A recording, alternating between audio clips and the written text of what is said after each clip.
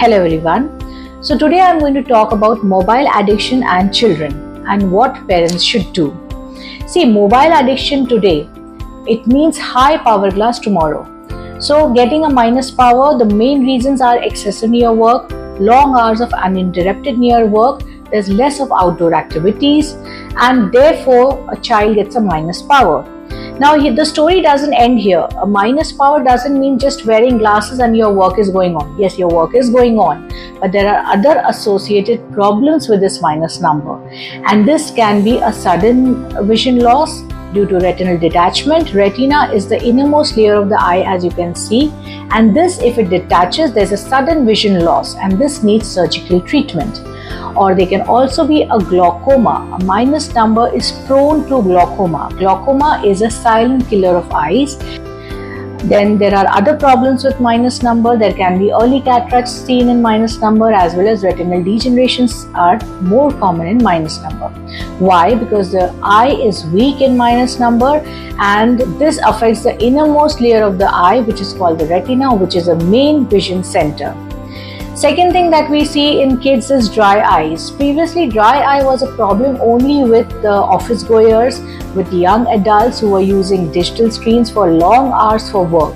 But nowadays, because kids are also using mobile phones and near screens for hours together, they are coming to us for treatments for dry eyes. So this needs to be tackled. Next is their sleep disturbance. What happens? These screens, they emit blue light, and blue light, it suppresses melatonin, which is a sleep hormone. Now, melatonin alone is not responsible for sleep, but yes, it sends signal to the brain that it is sleep time and the body needs to sleep. But if melatonin is suppressed, the brain doesn't get the signal of sleep and the brain is awake, and if the brain is awake, the body is awake. So this we need to understand. So what happens if there is sleep disturbance in child? The whole night this child doesn't sleep properly.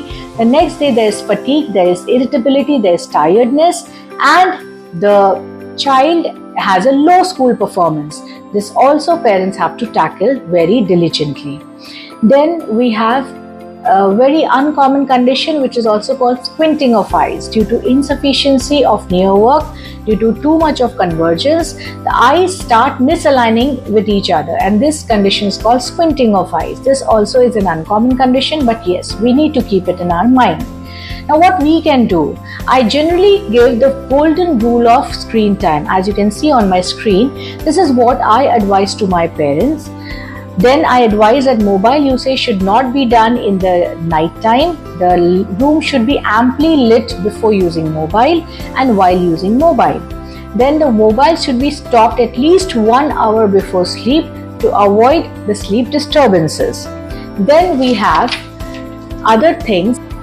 Outdoor activity increase. We need to increase our kids' outdoor activities. Now, how many hours a day? At least 2 hours a day is recommended, which not only prevents myopia, but it also prevents the progression of already existing myopia. So what I say is blink more and scroll less. Take care.